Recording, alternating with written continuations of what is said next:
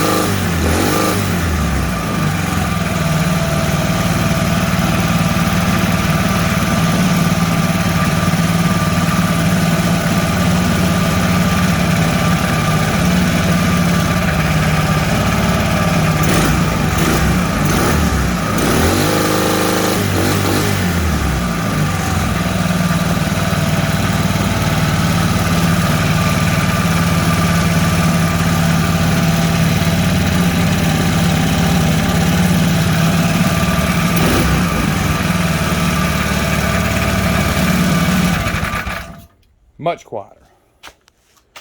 Much quieter than any other exhaust. So we got a 1648 low with a mud skipper twister on it. Didn't do too bad. Wouldn't recommend it for this big of a boat though.